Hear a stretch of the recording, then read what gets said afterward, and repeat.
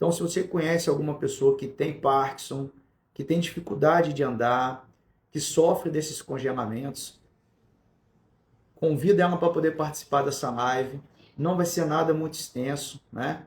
Porque às 19 horas a gente começa lá na comunidade dopaminérgicos o treinamento ao vivo com todos os pacientes.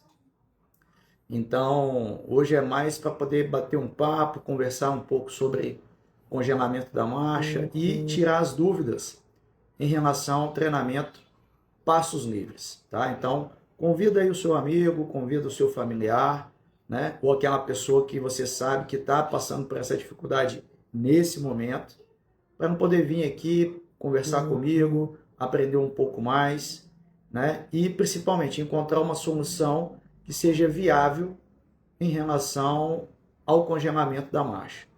Muitas das vezes as pessoas não reconhecem o congelamento da marcha, acham que pode ser alteração de equilíbrio, né? E por esse motivo demoram muito para poder receber uma orientação específica e eficaz. A Holanda é um dos países, do ponto de vista de reabilitação de Parkinson, é um dos países onde que tem os melhores profissionais em termos de qualificação, capacitação. E na Holanda, apenas 23% dos profissionais aplicam todas as 7 estratégias durante um treinamento de pessoas com Parkinson para poder recuperar a marcha e destravar o congelamento.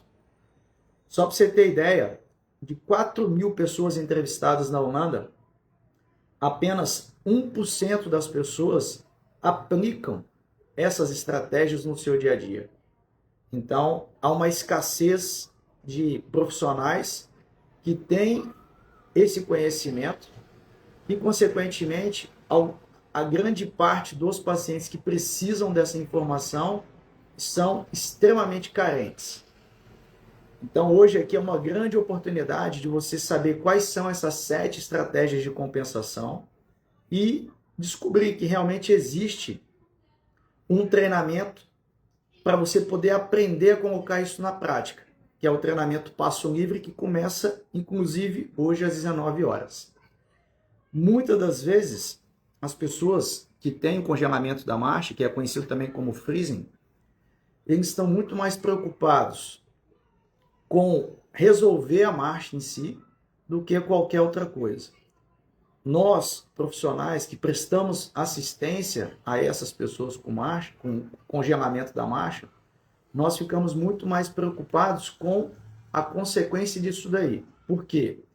Quem tem congelamento da marcha tem um risco aumentado de 160 vezes de cair. Ou seja, quem tem congelamento da marcha tem um risco maior de cair em torno de 160 vezes. Então, enquanto o paciente ele quer recuperar a marcha, nós queremos evitar que ele caia. Nós sabemos que o congelamento da marcha acomete indivíduos em estágios mais avançados do Parkinson. A prevalência, né, de pessoas com diagnóstico de Parkinson é acima de 62 anos. Com isso, é importante fazer uma triagem óssea, porque se você tem congelamento da marcha e sofreu uma queda, as consequências são importantes. Pode ser uma fratura de húmero, uma fratura de fêmur, e isso é extremamente negativo do ponto de vista da qualidade de vida. Então, quando identifico uma pessoa com congelamento da marcha, é claro que eu quero ajudar essa pessoa a andar melhor, mas eu quero garantir que ela não caia. Então, a gente recomenda que faça uma triagem óssea, né? Faça uma densitometria óssea e comece o quanto antes a fazer exercícios relacionados ao congelamento da marcha. Patrick, qual é a diferença entre exercícios relacionados ao congelamento da marcha ou estratégias de compensação para congelamento da marcha? Existe uma diferença muito grande, muito grande. Quem tem congelamento da marcha ocasionalmente, o que eu considero como sendo congelamento da marcha ocasional? quando isso ocorre 2 vezes por semana. Perdão, 2 vezes por mês. Então, isso é ocasional. Quem tem congelamento da marcha diariamente, independente da gravidade, pode ser uma ou mais vezes, essa pessoa ela precisa aprender obrigatoriamente as estratégias de compensação. Por quê? Quem é paciente de Parkinson vai entender o que eu vou explicar agora. Quem já está no estágio mais avançado e utiliza uma medicação chamada levodopa ou prolopa dispersível, sabe que quando você está numa fase muito crítica do off, você usa a levodopa dispersível e imediatamente você destrava. Então, a estratégia de compensação equivale ao prolopa dispersível. Enquanto que as estratégias relacionadas ao congelamento da marcha equivalem ao prolopa BD, ou a levodopa 100/25, ou a levodopa 200/50. Desta forma, é bem diferente. Os exercícios relacionados ao congelamento da marcha, muitas das vezes, ele está muito voltado para o gatilho, né, o que provoca o congelamento da marcha. Por exemplo, iniciar a marcha, fazer o giro, passar de um ambiente para o outro, isso tudo é gatilho, né? E uma vez que você identifica o gatilho, você direciona a intervenção para isso daí. Tudo bem?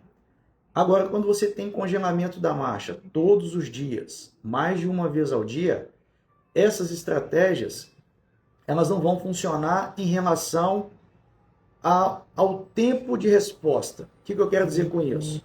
Quando a pessoa congela, ela precisa de ter um resultado rápido. Ela quer sair daquela condição o quanto antes. Por isso que as estratégias de compensação funcionam tanto. E como que surgiram essas estratégias de compensação? Intuitivamente, os pacientes, no intuito de manter a mobilidade, eles desenvolveram essas estratégias. Então, existe mais de 55 estratégias postuladas, só que apenas 7 estratégias são reconhecidas no tratamento do congelamento da marcha. São estudadas, têm um entendimento e a gente sabe avaliar muito bem a eficácia delas. E o que é importante dizer sobre as estratégias de compensação? O paciente de Parkinson, todos têm sintomas incomuns. Rigidez, lentidão de movimento, tremor, desequilíbrio, né? Só que cada um tem uma manifestação diferente do outro. Por esse motivo, as estratégias de compensação, por mais que você queira ajudar o seu amigo, né? O que funciona para João pode não funcionar para Pedro. O que eu estou querendo dizer? A estratégia de compensação que funciona para você pode não funcionar para o seu amigo. Por quê? Porque as estratégias estão muito relacionadas ao contexto, ao ambiente, à tarefa e ao indivíduo. Então, a estratégia são 7. Você pode e deve ser apresentado a todas. Você tem que conhecer todas as estratégias. Só que você vai escolher aquela que mais funcionar para você. Tudo bem? Isso que é o interessante. Agora, mesmo você tendo uma estratégia que funciona perfeitamente em casa, essa mesma estratégia, infelizmente, pode não funcionar tão bem ao ar livre. Então, até dentro do próprio indivíduo, pode haver diferença de uma estratégia para outra, dependendo do contexto. Daí a necessidade de você aprender várias estratégias para que você possa aplicar nos locais e nos momentos que você tiver mais congelamento da marcha e também sair de situações inesperadas, em ambientes inesperados, em circunstâncias inesperadas. Tudo bem? Existe já algumas pesquisas? Existe. Mas ainda reforço, a estratégia ela é individual. O que eu quero dizer com isso? Você tem que aprender todas, escolher a que mais funciona para você e aplicar em cada contexto. Como todos nós sabemos, o Parkinson ele tem uma evolução e, consequentemente, em torno de 12% das pessoas relatam ter que mudar de estratégia em decorrência da evolução do Parkinson. Daí a importância de ter que aprender as 7 estratégias. Então me digam aí, quem está assistindo essa live hoje, se você utiliza alguma pista sensorial, algum truque, algum desvio para poder sair do congelamento da marcha. Responda aí para mim se vocês utilizam alguma estratégia e se funciona ou se já funcionou e hoje em dia não funciona mais. Existem algumas estratégias que já são amplamente conhecidas, né, no mundo inteiro, mas não necessariamente são as melhores.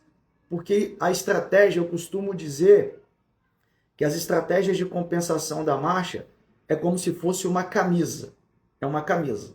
Você tem que ter uma camisa, ou seja, tem que ter uma estratégia para poder usar em casa. Você tem que ter uma camisa para poder ir num casamento, então você tem que ter uma estratégia para estar num ambiente tumultuado, cheio de pessoas. Você tem que ter uma estratégia ou uma camisa para poder ir numa feira livre, onde tem mais pessoas ainda. Então, em cada ambiente, em cada contexto, você tem que ter uma estratégia, porque uma estratégia só não vai funcionar para tudo. E por que você tem que fazer o treinamento Passos Livres? É porque nesse treinamento eu vou te ensinar durante 10 semanas, uma vez por semana, ao vivo, cada uma dessas estratégias. Então você vai ter uma metodologia de como que você deve fazer isso. Eu vou te explicar o passo a passo e você vai ter 7 dias para poder treinar cada estratégia. Então, o treinamento Passos Livres são 10 semanas. Você vai ter uma semana para poder praticar isso no seu cotidiano. E ao final de 10 semanas, você vai ter um aprendizado completo de todas as estratégias e vai conseguir saber qual que funciona melhor para você. Tudo bem? Então, nós estamos aqui com algumas pessoas fazendo alguns comentários. O Parkinson e a capoeira. Exatamente, eu adoro a capoeira. Já lutei capoeira há muitos anos. 15 anos, acho que eu fiz capoeira. Capoeira é excelente para Parkinson. Muito bom. A capoeira, né, tem tudo a ver com a dança. E quem não sabe, a dança está entre as 3 atividades, o exercício físico mais eficaz para reduzir os sintomas de Parkinson. Mais do que o ping-pong. Tá? É porque o ping-pong saiu no Fantástico. E a dança saiu nas evidências científicas. A Silva está dizendo, tem um congelamento. Como será? Silva, começa hoje às 19 horas, treinamento 10 semanas. Os pacientes hoje, eles vão ser apresentados vou explicar para eles o que é o congelamento, por que ocorre, os tipos de congelamento.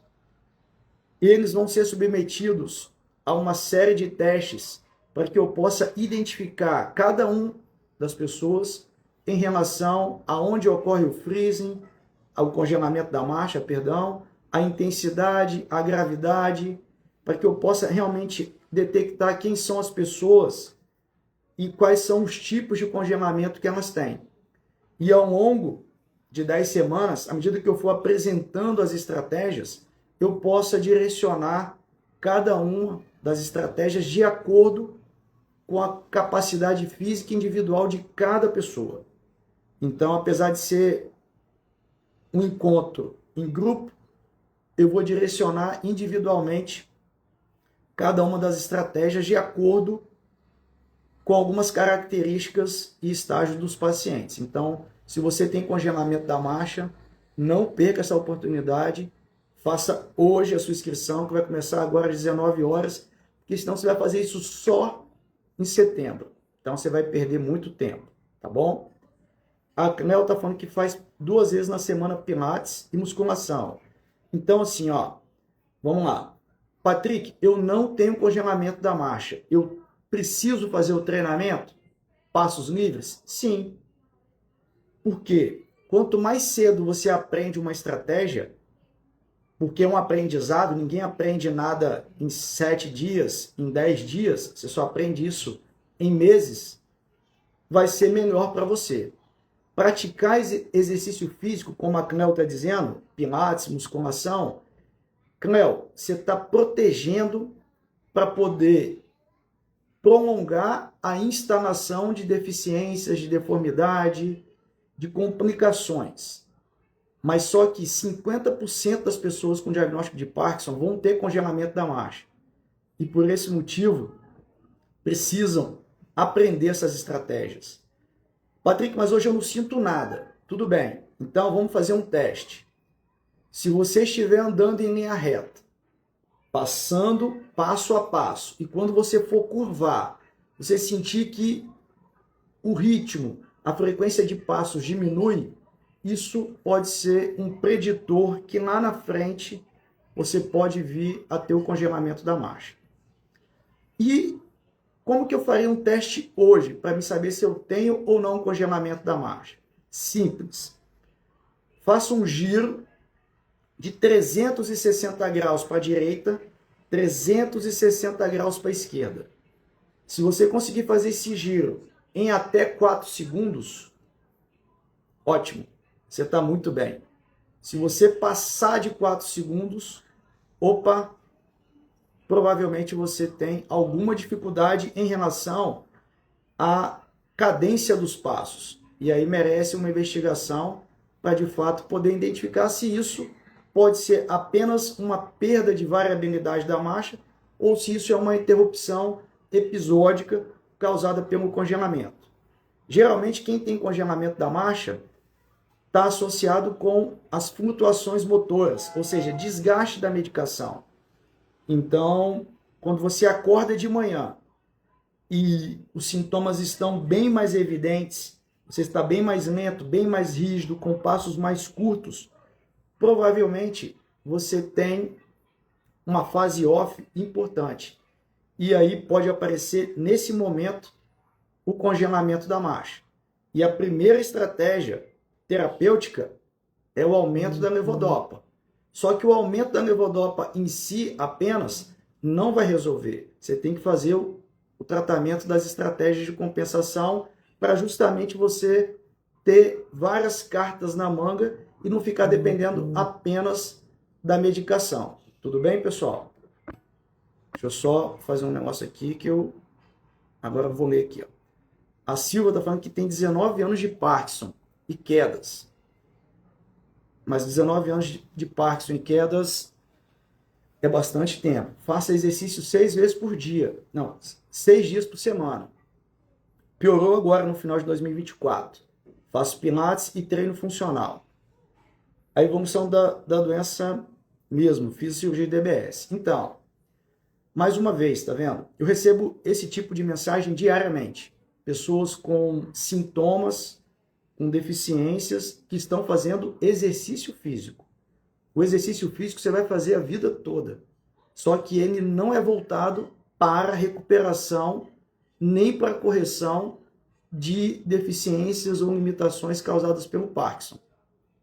Então, você precisa fisioterapia. Primeiro, são 5 estratégias para você poder aplicar no treinamento de equilíbrio. Depois eu vou ter uma oportunidade aí, quem já assistiu alguma live minha, eu falo sobre isso do programa Fique de Pé. Mas você precisa fazer fisioterapia. Exercício apenas, ele é insuficiente para poder corrigir e compensar as deficiências já instaladas pelo Parkinson. Quem tem congelamento da marcha já tem algo que mostra que só o exercício não vai funcionar. Aonde que o exercício funciona? Ele funciona quando você recebe o diagnóstico, principalmente, e deseja adiar, postergar a instalação das deficiências, com o objetivo de desacelerar o Parkinson. Mas, Patrick, eu já tenho sintomas, eu já tenho limitações. continue fazendo exercício para poder controlar como que você está hoje. Só que, além disso, é necessário o acompanhamento da fisioterapia. Então, eu acho que é o caso da Cnel. A Cnel está dizendo que está com bastante congelamento em casa. Então, é comum, né? Tanto é que aonde que as pessoas mais caem? Em casa. Sempre que você tem congelamento da marcha, as pessoas caem em casa. 10% caem em casa. Então, quer dizer, quem cai em casa tem um risco de 10 vezes maior de cair em casa. Então, a casa realmente é um fator que cai muito, principalmente no banheiro. Por esse motivo, Cnel, eu recomendo você a se inscrever hoje no treinamento Passos Livres, que ele vai te ajudar a diminuir esses congelamentos, principalmente em casa. Não perca essa oportunidade, tá bom?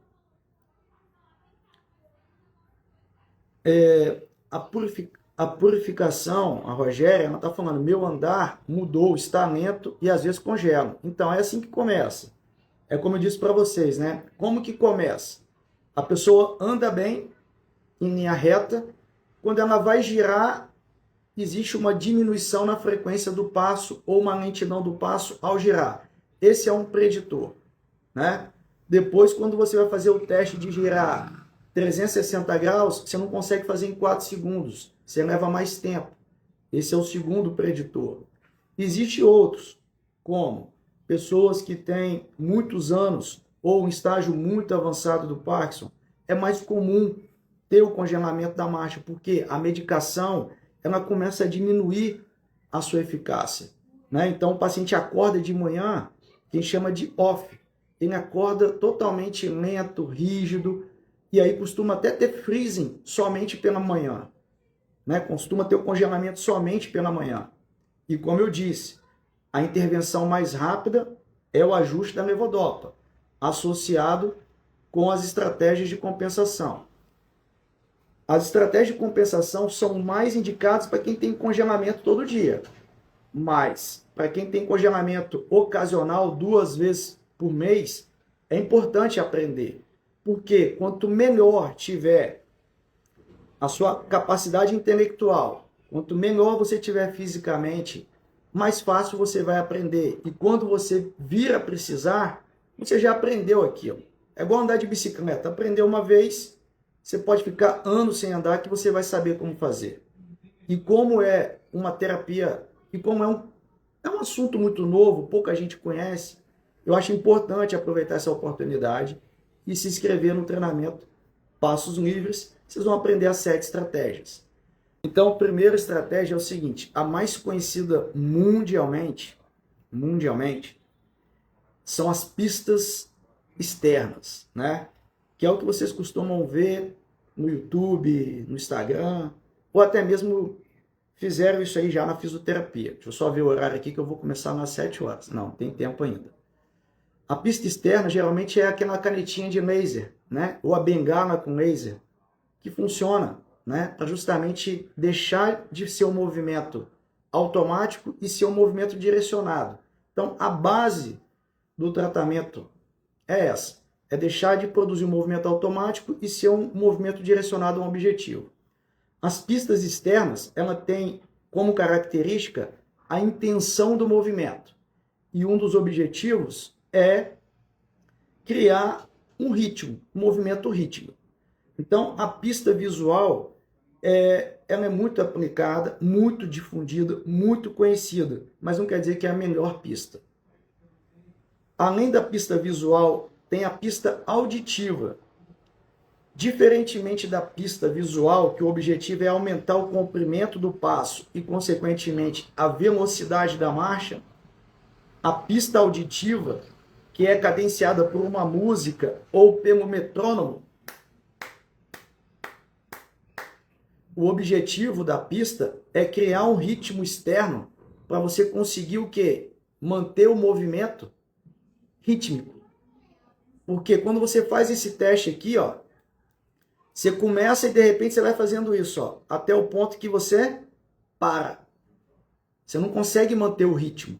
Você começa e para. Então, no congelamento da marcha, a pessoa tem dificuldade de iniciar o movimento, tem dificuldade de parar, tem dificuldade de virar, tem dificuldade de passar entre as portas. Então, quando você ouve uma música e você vai no ritmo da música, você gera uma intenção de movimento, que não o automático, e sim o intencional, e você cria uma cadência de movimento e você consegue fazer o movimento sem parar. Então, a pista externa pode ser a auditiva ou a visual. A visual ajuda a aumentar o comprimento do passo e a auditiva ajuda a manter o ritmo da marcha. É a primeira. A segunda pista é a pista interna. São movimentos autogerados. O que é um movimento autogerado? É quando você manda um comando, por exemplo, 1, 2, 3, 4. E quando você fala e tenta associar a marcha, fazendo um movimento como se você estivesse marchando, que nem um militar do exército, você está desviando, mais uma vez, para a intenção, e ao ouvir 1, 2, 3, 4 e levantar o joelho, você está autogerando o movimento. Essa é uma forma boa de produzir movimento. Você não depende de nada. Não depende de aparelho. Você pode aplicar isso em qualquer circunstância.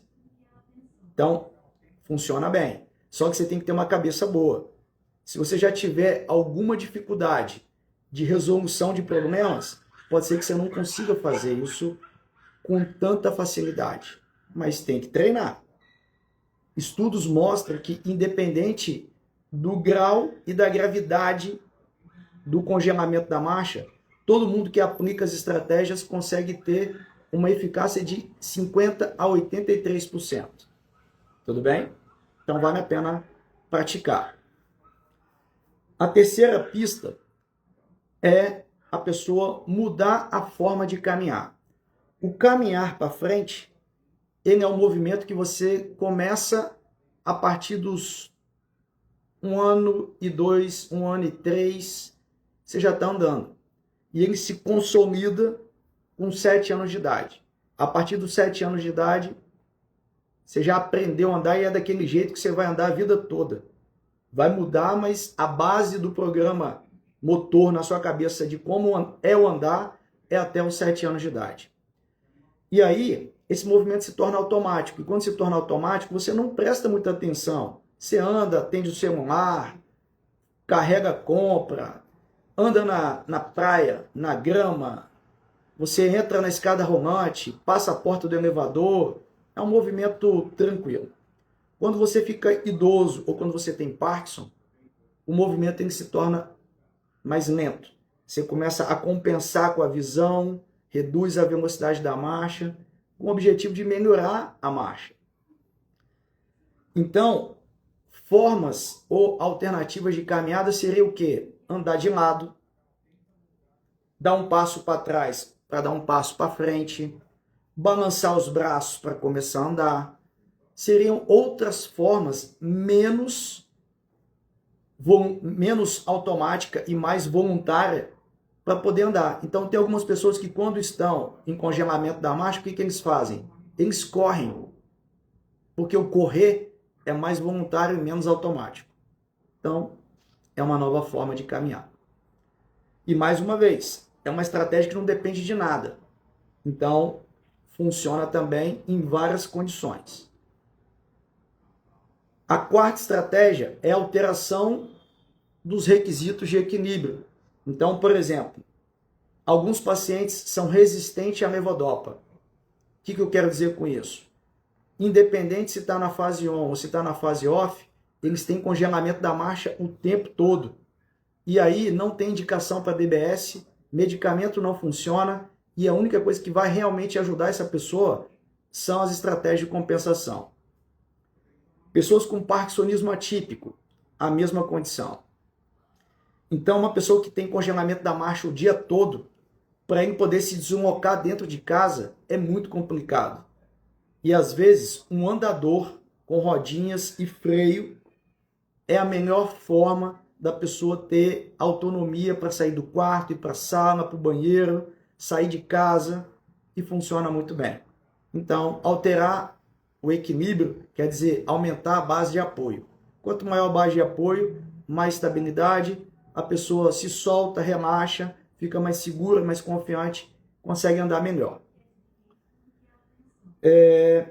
Outras formas, já falei, pista externa, pista interna, nova forma de caminhar. Falei alterações do equilíbrio. Agora vamos falar usando as pernas para se mover. Mais uma vez, já viram alguns vídeos de pessoa com Parkinson tendo muita dificuldade de andar, mas de repente ele sobe numa bicicleta e anda muito bem. Ele pega um patinete e consegue andar muito bem com o patinete em casa. Ou seja, ele está usando recursos externos e está usando a própria perna para poder produzir um movimento voluntário e aí conseguir criar um ritmo interno e conseguir andar sem o congelamento da marcha. Então a bicicleta funciona muito bem, o patinete funciona muito bem, isso tudo auxilia bastante. Uma outra forma muito interessante é o estado mental. Algumas pessoas com Parkinson, quando são submetidas a uma pressão de tempo, por exemplo, anda logo que está na hora da consulta, anda logo senão nós vamos atrasar, ele trava. Ele não trava, mas ele foi pressionado, ele congela. E aí ele não consegue ter a mesma desenvoltura como ele tem geralmente. Então isso mostra que o estresse, que é a emoção, pode desencadear o congelamento da marcha. Então quem é assim, o que tem que fazer? Se arruma meia hora antes, chega antes no evento, para justamente não travar. Agora, tem outras pessoas que o estresse acaba ajudando e ela consegue andar melhor, né? Tem alguns relatos de pessoas que moram em cidades onde tem terremoto e que falam que quando toca o alarme do terremoto, o freezing desaparece. Por quê? Mais uma vez, é luta ou fuga. Então o emocional destrava a pessoa, não tem congelamento da marcha. O último, e não menos importante, é a observação da ação ou de imagens motoras, que é o que a gente chama de neurônio espelho. Mas eu vou dar um exemplo prático para vocês. Eu tive uma oportunidade muito boa de ser professor durante 15 anos numa universidade aqui no Espírito Santo. E durante esse período eu tinha um ambulatório de Parkinson, de grupo de pessoas com Parkinson. E um dos pacientes, a filha, sempre levava o paciente para fazer a fisioterapia. Só que para poder ir de um prédio ao outro, ela tinha que passar no meio de um campo de futebol. E nesse momento, numa área aberta, sem obstáculos, sem barreiras, o pai dela ficava muito devagar, muito lento. E ela me perguntou o que eu recomendasse que ela fizesse, para ele poder andar mais rápido. Na época, isso em 2004, 2006, eu disse para ela o seguinte, ó, geralmente o Parkinson acomete os dois lados, mas sempre tem um lado que é um pouco pior do que o outro. Fique a um lado onde o paciente tem menos sintomas, que aí ele vai conseguir mover bem o braço, vai conseguir mover bem a perna, e isso vai ajudar. Tudo bem? Tudo bem. E aí toda vez eu tinha a oportunidade de observar ela trazendo o pai à fisioterapia, atravessando o campo. E uma das vezes eu percebi que ela usou uma estratégia, por isso que eu falo, as estratégias elas são criadas pelo próprio paciente. E se você quer saber, o brasileiro é o povo mais criativo do mundo. Quando vocês souberem dessas estratégias, vão surgir milhares de novas compensações. Então, o que essa filha do paciente descobriu sem eu dizer nada? Ela ia na frente, o pai dela ia atrás. Ela aumentava a velocidade, o pai dela aumentava a velocidade. E com isso, ela viu e aprendeu, sem alguém explicar, a sétima estratégia, que é observação da ação. e o pai dela usava como uma referência visual. Então as estratégias, elas se misturam, mas basicamente cada indivíduo vai adotar uma estratégia que funciona de acordo com o contexto que ocorre o congelamento. Então eu apresentei as 7 estratégias, eu falei do treinamento que vai começar hoje, Passos Livres, às 19 horas. Falei como que vai funcionar. Se alguém tiver alguma dúvida, eu vou responder agora somente as dúvidas, porque eu já tenho que me preparar para poder iniciar a primeira aula desse treinamento hoje, tá bom? Ô Rogério, o treinamento começa hoje. As pessoas que tiverem interesse de participar, é só mandar um oi no direct aqui do Instagram, que eu mando o link para você poder se inscrever e participar. Quem se inscrever hoje vai ter acesso à comunidade Dopaminérgico durante 12 meses. Ou seja, vai poder participar de todos os treinamentos. Equilíbrio, congelamento da marcha, aeróbio. Além disso, participa de lives exclusivas, tem acesso a todos os exercícios terapêuticos. Enfim, é muita novidade, é muita coisa boa. Eu super recomendo. É muito importante. No passado, há uns 10 anos atrás, como não havia tantas pesquisas, o médico falava, você tem que fazer exercício. Então, houve um boom de prescrição universal de exercícios. Só que hoje, os estudos apontam que, além do exercício, existe uma dose certa, o que você tem que fazer, e principalmente, fisioterapia. Então, existe uma prescrição que é um pouco de exercício, um pouco de fisioterapia. Só que, conforme o estágio do Parkinson, pode prevalecer mais fisioterapia ou mais exercício. Então, a pessoa que acabou de receber o diagnóstico, que não tem nenhuma limitação, nenhuma deficiência, ou seja, ela tem que fazer muito exercício para poder desacelerar o Parkinson.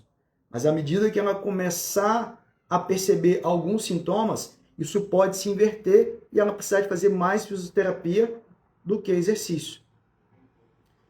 Ao longo do diagnóstico, desde o diagnóstico, você já tem que começar a fazer fisioterapia. O que vai dizer é a frequência com que você vai ao fisioterapeuta. Porque você precisa, às vezes, de uma orientação do que você precisa fazer. E isso pode ser feito periodicamente. Você só vai entrar num estímulo de reabilitação, você só vai entrar num ambiente terapêutico quando houver realmente necessidade de fazer 2 a 3 vezes por semana. Aí sim, aí não tem como, aí tem que fazer. Tá bom? Então, quem ainda não conhece a comunidade Dopaminérgicos, me manda um oi aqui no direct que eu vou te apresentar a comunidade.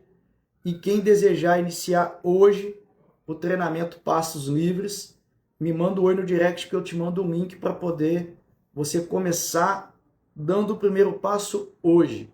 Aprender essas 7 estratégias, tá? Foi um prazer imenso conversar com todos. Agradeço muito pela atenção e a gente vai se encontrar em breve em outras oportunidades. Tá joia? Grande abraço. Tchau, tchau.